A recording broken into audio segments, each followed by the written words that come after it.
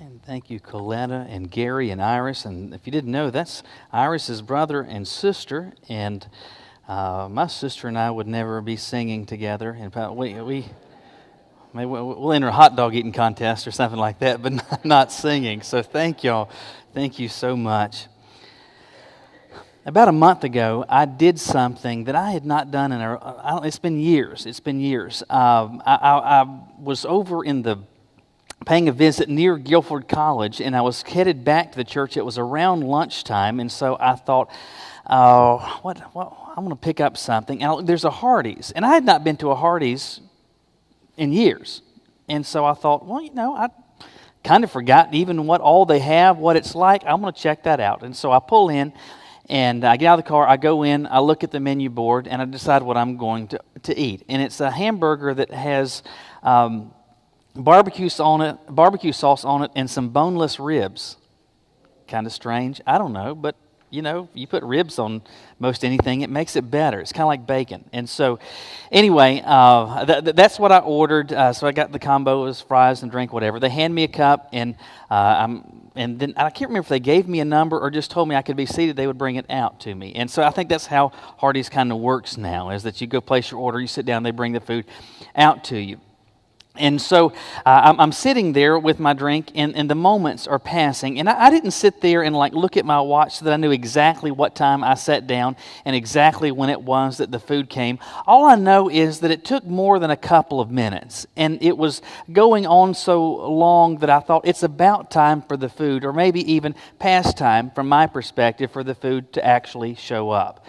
And so finally the food comes out. I had a decent meal, and I went on my way. Here's the deal, though. That food came to me slower than I would have preferred. It took longer than I felt like it should. However, I was not upset. I was not bothered. I was not saying, hey, I need to talk to a manager, that there's a problem. I'm not getting antsy. I'm not getting angry. I'm not getting frustrated. I'm not getting anything. I'm just sitting there waiting for the food to come, and I'm not getting all torn out of frame, and the reason is this. If Hardee's is known for anything, it is how slow the service is. And so, for example, if you want breakfast tomorrow, stop by there tonight and go ahead and put your order in, right?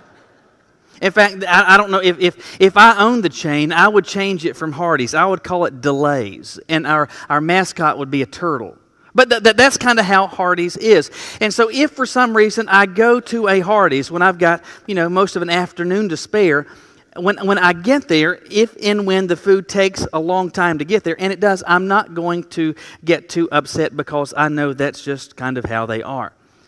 Now, in part because of that, it had been quite some time since I had been there. And so if you were to ask me, hey, Michael, what kind of specials does Hardee's have going right now? I would say to you, I don't really know.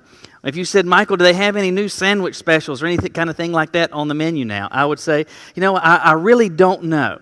I don't really know what they're offering or what the specials are, but I do know whatever it is that you order, it's going to take a while to get it. I don't know all that, but this much I do know. I want to take that same thought and lead you to think about it from a spiritual perspective for just a moment and come away with this evaluation. There is so much that I do not know about what God does and how He does it, but this much I do know. How would you fill in the blank? That there's so much that I do not know and understand about what God does and how He does it, but this much I do know. What would you say? How would you fill in that blank? Well, if you're kind of stumped or puzzled, the good news is that God, through Solomon, gives us some answers and some responses that we can not only recite and understand, but we can actually build our lives on, that can affect how it is that we walk with the Lord. Look with me in your Bibles today to Ecclesiastes chapter 3. Ecclesiastes chapter 3, not a big book of the Bible if you have trouble finding it. If you can find Psalms, so around the middle of your Bible, so it goes Psalms, Proverbs, Ecclesiastes, and we're going to go to Ecclesiastes chapter 3. While you're turning there, let me just remind you that these are the words of Solomon. Solomon is an unusual man because he was the recipient of an unusual gift. Historically, though, Solomon is the son of David. David was the second king of Israel. Solomon's the third king of Israel. And so it's not a big group of people who were able to serve as the king of God's people, of the nation of Israel. But that's not ultimately what makes Solomon a unique man. It's not even because of all the women. You remember the wives, the concubines that he had. That's not even what is the most standout feature about Solomon. The greatest thing about him is this.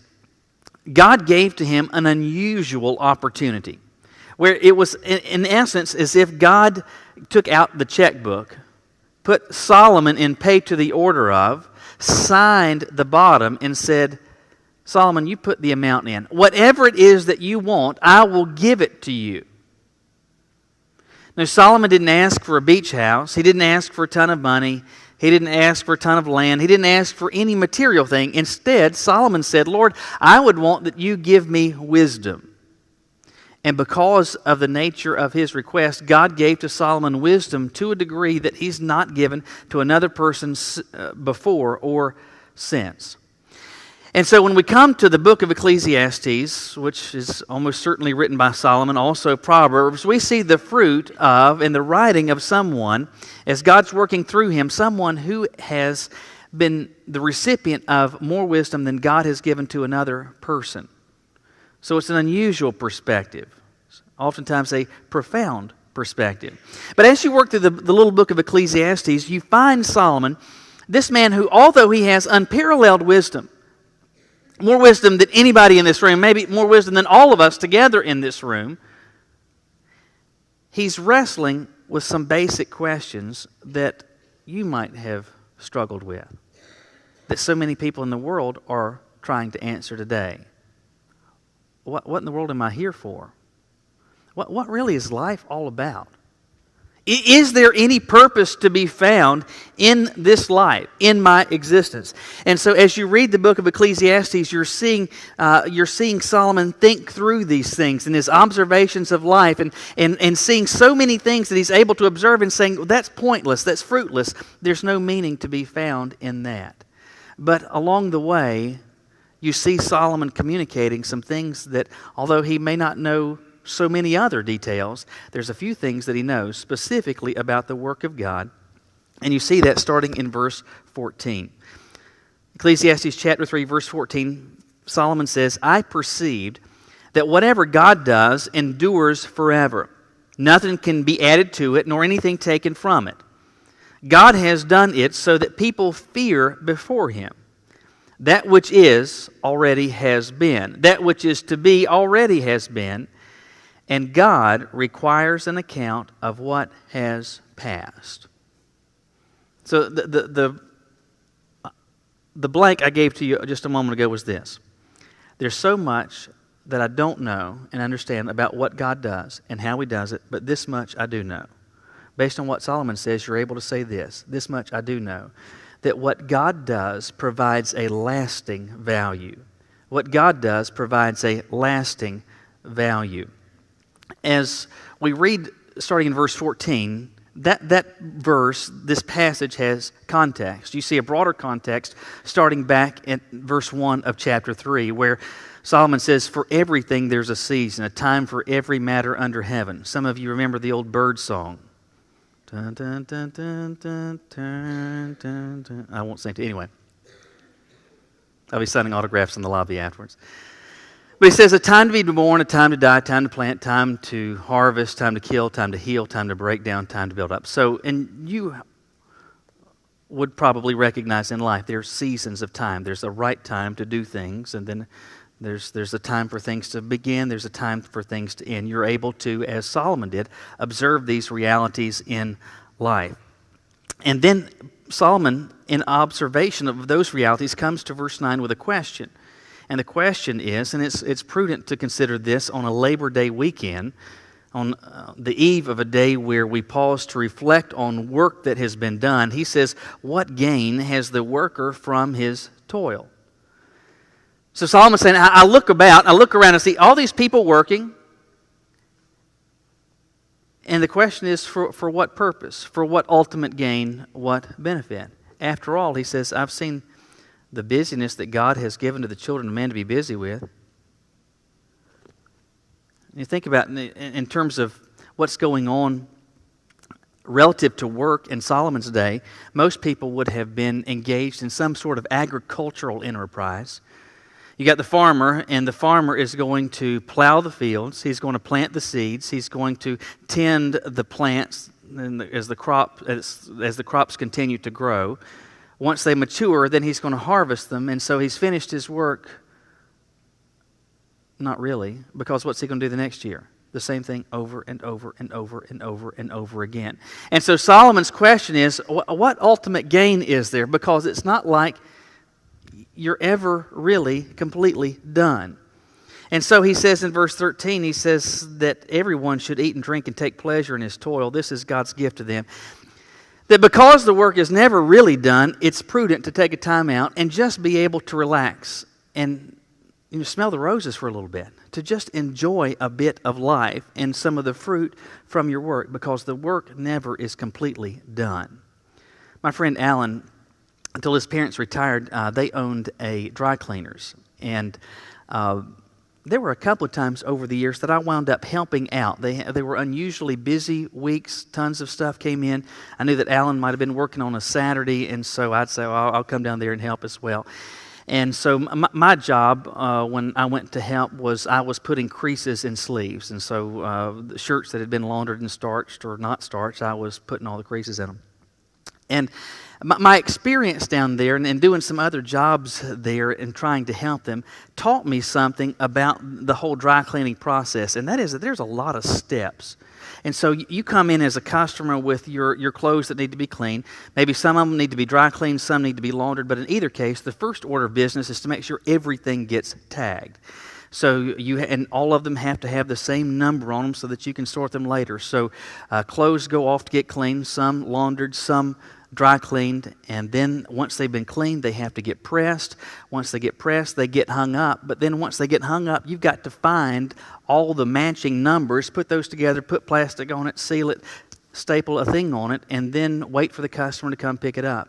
And so you have been busy all day doing all of this stuff, and thousands and thousands and thousands of garments you have handled and dealt with and cleaned and pressed and ironed and starched and stuffed and labeled and tagged. You've been doing all of this, and finally at the end of the day you can say, "Phew, thank goodness it's closing time."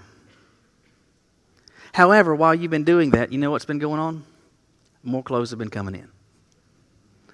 And if ever anything taught me that the work is never done, dry cleaning showed me that the work is never, ever done. While you're busy doing all this, there is more that is coming in.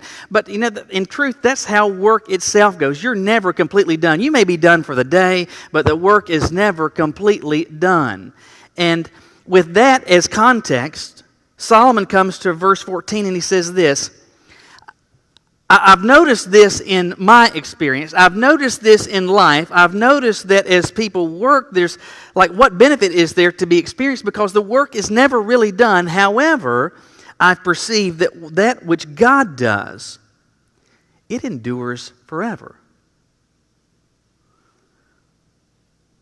Now, we keep working, and we feel sometimes like we're in a hamster wheel, just kind of spinning around. However, I've noticed that what God does, that it lasts forever. It doesn't have to be redone. And you can see fruit of this on a variety of different levels. For example, the sacrifice of Jesus was a one-and-done proposition. Jesus' sacrifice did not need to be repeated, nor was it necessary for any additional sacrifices to be offered. When God created the world, He didn't have to do it again the next week. When the Lord created heaven, He didn't have to put it under a maintenance contract and get some type of warranty on it, because that which God does, it endures, based on what He says in verse 14. There's so much that Solomon is, even with all of his wisdom, is saying, I don't quite get about what God does or how He does it, but this much I do know. That which He does, it has lasting value. It endures forever. You say, okay, well, Michael, that's kind of a nice thought. Thank you for sharing that with me. But what benefit does that have for me? Well, if you think about it, it can potentially have significant impact on your life as a follower of Christ. Do you remember what Jesus said when he communicated this imagery of the vine? He said, I'm the vine, you are the branches. The one that abides in me and I in him, the same bringeth forth much fruit. For apart from me, you can do how much? Nothing. So God's plan is that you, as someone who is wearing the Christian jersey, who says, I have a personal relationship with Jesus, God's plan is that you are close to him and you essentially just make yourself available for God to work through you. It's not that you're a passive bystander. It's not that you're just kind of looking over the fence. You're actively involved in this, but God is working through you. Here's the encouragement. That which God does through you has lasting value. It's not simply that which God does apart from you that lasts. It's even that which God does through you that has lasting value. When, for example, God uses you to point somebody in Jesus' direction and share with them the hope that you have had change your life, that's an investment that yields eternal consequence. Those of you who are parents and you think about the investment that you are making to the extent that you are taking your obligations and responsibilities and opportunities seriously to pour spiritual truth into your children. As you do that, you're investing them and God's working through you to invest in them in ways that have influence on every generation that follows from them. It's not that simply that what God does that has lasting value. It's even that which he does through you that has lasting value. There's so much that I don't know, so much that you don't know. In all of his wisdom, there was so much that Solomon didn't know. Didn't understand about what God does or how he does it, but he said, this much I do know. That which he does, it has lasting value. But it communicates something else, and that's this. What God does prompts a worshipful response. I don't know exactly how he does all of this stuff, but that which he does, I'm certain of this, it prompts a worshipful response. He says, as verse 14 continues, about God's work, he says nothing can be added to it or nothing taken from it. And then he says God has done it so that people fear before him. Now, you're probably aware of this, that repeatedly in Old and New Testaments, the Bible uses the word fear. Sometimes the word fear is used to communicate the normal, traditional sense of fear, which is I'm frightened, I'm afraid, I'm scared. Is that how God wants you and me and wants us generally to operate before the Lord, that we're just kind of scared of him? Is that what you think Solomon has in mind here? I think the answer to that is no, and the reason is because there's another sense of fear that the Bible seeks to communicate, which is best described by these words. It's a sense of reverential awe. That I recognize how great you are and how little I am. And that when I deal with you, Lord, I'm not dealing with an equal. I'm not dealing with a peer. I am this big, you are this big. And so he says, nothing relative to God's work, nothing can be added to it, taken away from it. And that which he's done so that people have this sense of reverential awe before him. Now that's a true enough statement on its own, but it gets enriched when you consider that this is a statement, again, that has context. So what, again, has he been talking about? If you go back to verse 11, he's been talking more about the work of God. He says that God's made everything beautiful in its time. Also, relative to man, he's put eternity into the heart of mankind so that he cannot find out what God has done from the beginning to the end. So he says something interesting there about God's work. He says no one can find out what God has done from the beginning to the end. What exactly does that mean? It's an expression of our limitation in understanding God's work. That we may see a smidgen of it. We may see a portion of it. But we don't see all of it. Sometimes we may think we do, but even then, it's just part of the story. It's just one piece of the puzzle. And so that which you're able to see God do, that which you're able to observe him do, that which you're able to read about what God has done is but a small portion. None of us understands the full scope of it. We don't know all the backstory. We don't know all that has happened leading up to that. We don't know the consequences of that going forward.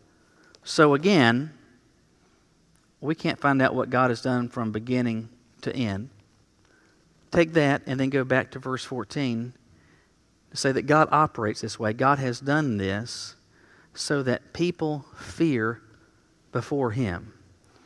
That God operates in ways that we cannot and will not be able to fully understand, in order that, so that people might have a reverential awe of Him. This is a simple question, but it's really one that each of us needs to be able to answer. You're here today for what we would call a worship service. There's signs outside this room that point directions that say worship center. Some would reference this whole facility as a house of, a place of worship. So hopefully you're here today because there is this desire, inclination to worship. And not worship just anything, but hopefully to worship God. Here's the question. Why is it that you would be here to worship God? And more broadly, why is it that anyone would seek to worship anything? I mean, it's a very simple question, but candidly, it's one that you and I each need a response to. Why is it that anyone would worship anything? And you specifically, why is it that you're here today to even worship God? Because I believe of this. The experience of worship of anything, whether you're here today worshiping God or someone is worshiping a chair in some remote portion of the world, or some animal that they have crafted and smelt out of silver or gold. The reason that anybody would worship anything is because there is this mindset that the object of their worship is somehow greater than themselves. If I'm going to worship something, that ought to be rooted in the sense that the object of my worship is somehow greater than me. And so whether you are here today worshiping God or someone in India today is bowing before some statue of an elephant with multiplied different arms, it is because there is this feeling, this mental thought inside that which I'm worshiping is greater than I am. That mentality is the foundation of the worship of anything. Putting this all back together, Solomon says this. None of us can figure out what exactly it is that God does and how He operates from beginning to end. It supersedes our ability to comprehend. And God operates that way in order to lead to us having a reverential awe of Him, for us worshiping Him. So God works in ways that are greater than us to help underscore the fact that He's greater than us so that we might worship Him. That's called prompting. Prompting. The word prompt means to incite or to cue or to nudge towards something. Your parents did this when you were little. Those of you who are actively engaged in parenting today, you do this with your kids as well. Let's say, for example, if you go to pick your child up from Sunday school this morning, they're given by the teacher something. Let's say it's a piece of candy. As your child receives that candy, what do you say to your child? Now, what do you say? And they say, do you have another one? Right? So,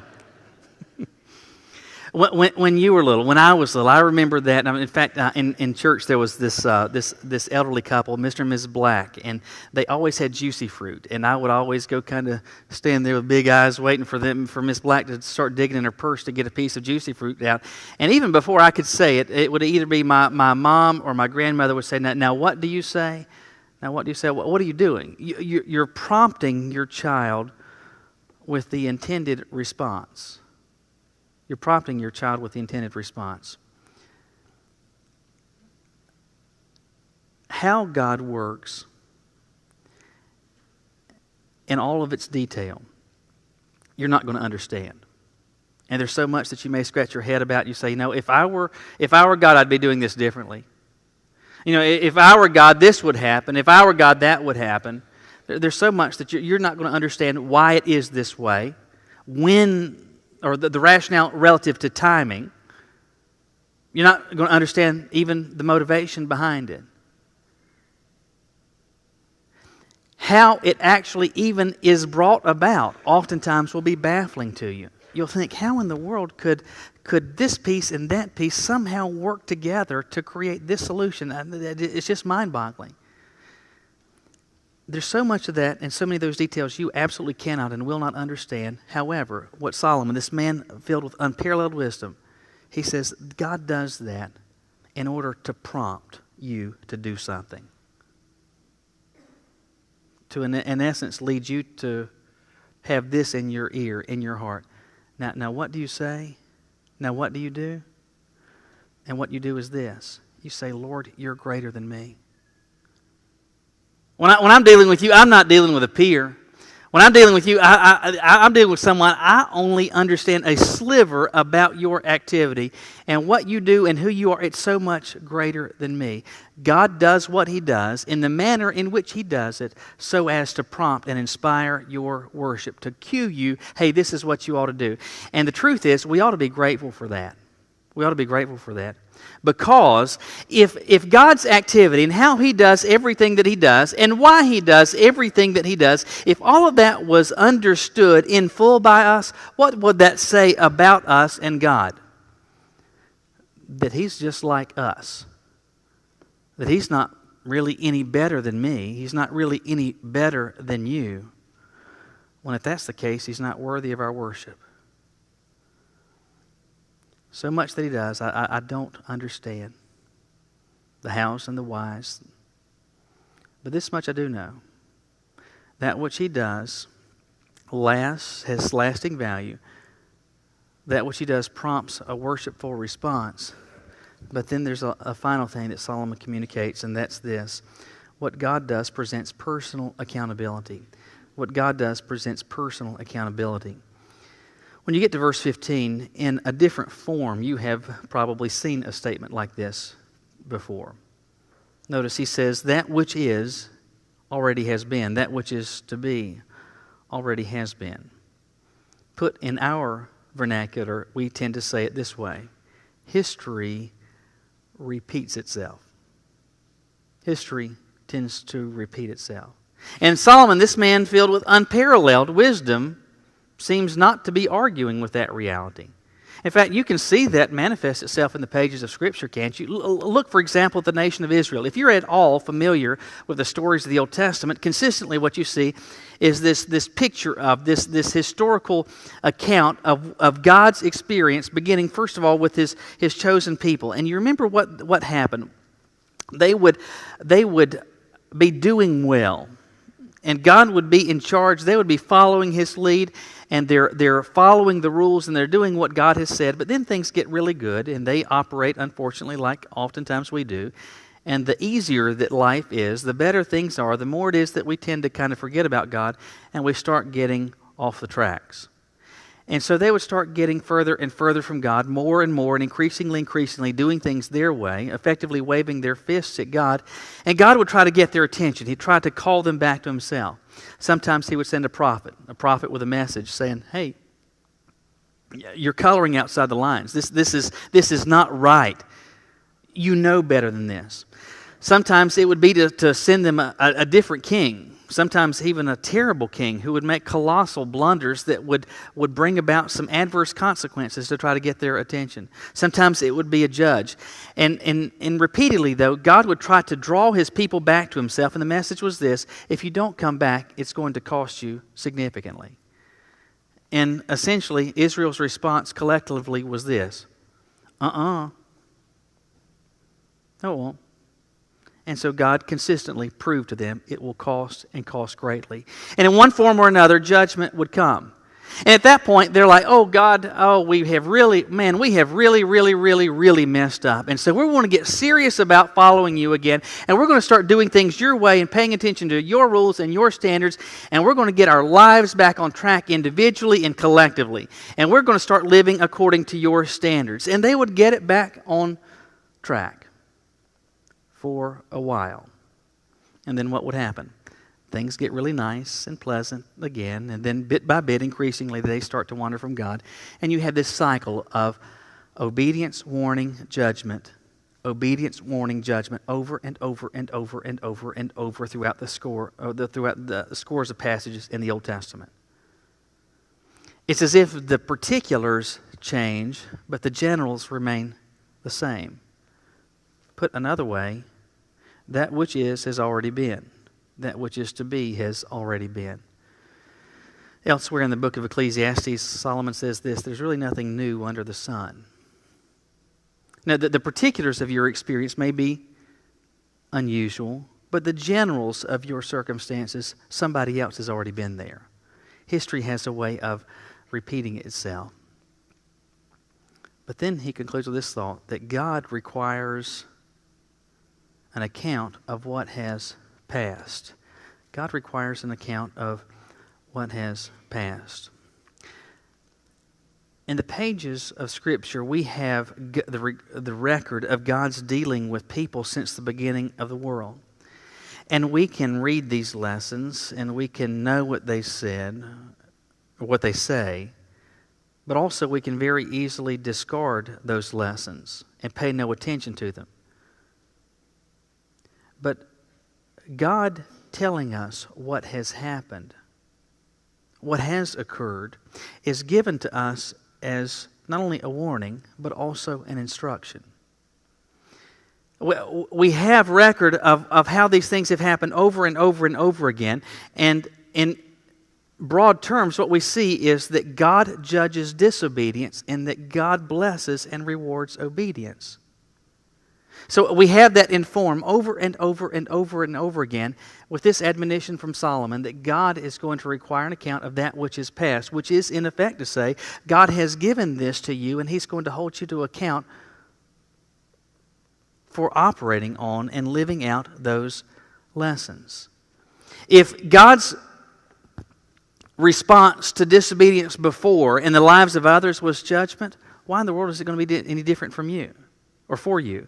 If God's response to obedience and consistent faithfulness before Him is blessing, why is it going to be different for you? You can say, I'm not going to pay attention to that. I'm going to, in effect, just shun that. I'm going to ignore that. But Solomon is reminding us, this much we can know, that God is going to hold individuals to account for what it is they do. God operates based on the principle of personal accountability. And even though things have happened over and over and over and over and over again in form, that is meant to guide us, to instruct us, and even to warn us, reminding us that God operates on the principle of personal accountability. I don't know how many of you are Wheel of Fortune fans. It's been a while since I've watched it. I used to watch it much more. And I know over time the show has changed and evolved a little bit. But at the end, you have so the winner of the early rounds that gets to the end, you've got the whatever final puzzle that's going to be up on the board. And how it used to be is that you would pick 5 consonants and a vowel. You pick 5 consonants and a vowel. So those are the only letters that you would get. And it got to the point where there was almost no variation at all. You remember what people would do? R-S-T-L-N-E. Every night. R-S-T-L-N-E, R-S-T-L-N-E. Did you ever ask yourself, why is everybody picking the same letters? Why aren't more people doing H? Why don't more people pick Fs? Why doesn't somebody just change it up? And the reason is this. People had begun to notice that those letters occur in an awful lot of words. And if that helped so many of these other people in the past, and if not choosing those letters hurt so many people in the past, they decided, I'm going to start paying attention to that. It's interesting. We'll allow that to guide us when it comes to picking letters on Wheel of Fortune, but too many times it seems that we don't carry that same principle forth when it comes to living. That God has given us the recipes for blessing, and it revolves around obedience. And God has given us the recipes for His judgment, and it revolves around disobedience. And that we're not getting by with anything, and that God is going to require an account of that which has passed. Man, there's so much because I don't pretend to be God. I don't pretend to know much more than anybody, or even as much as anybody in this room. But so much about God and what He does and why He does it and the timing of it that baffles me, that I don't understand, and I'm never going to understand. I don't pretend to even know a fraction of what Solomon in all of his wisdom knew. But like him, I would say this. In the face of that uncertainty, this much I do know. What God does has lasting value. What God does is meant, and how He does it, is meant to prompt me to honor Him because He's greater than me. And He operates in such a way that it always demands my personal accountability. So where does this meet you? What's going on in your circumstance right now? It may very well be that on this Labor Day weekend, you're thinking about the work that you've been doing in God's name. And maybe you've been kind of discouraged and thinking, I don't understand why in the world I keep doing this. I'm ready to throw in the towel. I'm wondering what benefit, what gain there is in this. And God wanted you to hear, listen, when you make yourself available to Him, He works through you in ways that have lasting value, accomplishes things of eternal consequence. And He wants to encourage you this morning. Maybe God is wanting you to see, you know what, He is operating in ways that are baffling to you, not to cause you frustration, not to prompt anger, not to cause you to say, God, I just like to shake you. I just don't understand this. I don't like this. But rather to lead you to say, you know what, your ways are so beyond me. Your knowledge is so beyond me. Your power is so beyond me. I just want to express to you how great I know that you are. And pray that you'll help me when you're operating in ways that I don't understand. Maybe it is that God is saying to you, if it would happen to all of those people, if you're in essence doing the same thing, why will it not happen to you? If you're coloring outside the lines and God held them to account, why would He not hold you to account? And if God blessed their obedience, why in the world would He not bless yours? So much about what God does and how He does it, we cannot speak with any certainty. But these things, this much, we know. Will you bow your heads with me? God, thank you for giving us through Solomon